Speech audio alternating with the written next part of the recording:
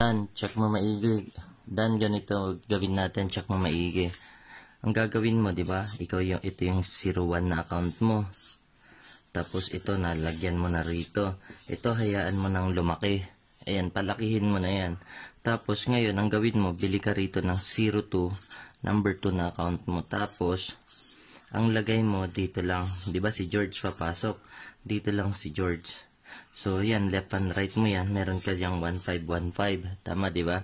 Ngayon, hayaan mong dumami si George. Pag meron kang mga sobra na sasali, pwede mo muna rito ilagay kay George.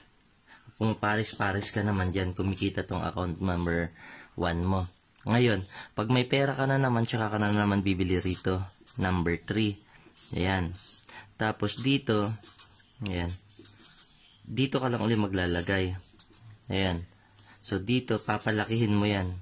Pag dumadami yan, pumaparis-paris yan dito.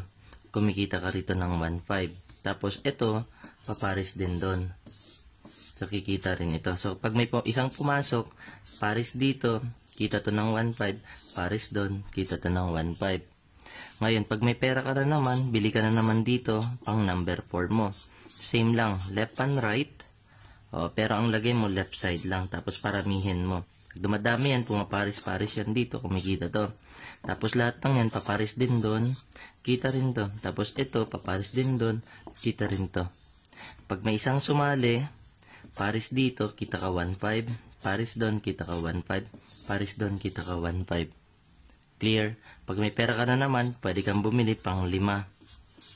Left and right, same lang ulit. Left lang ulit ang laki, paramihin mo. Kung paris-paris dito, kita to 1.5. Paris doon, 1.5. Paris doon, 1.5. Paris doon, 1.5. Tawag ko dyan multiplier. Ha? So, ganyan gawin mong structure mo. Ang tawag ko rito, longganisa. Ayan.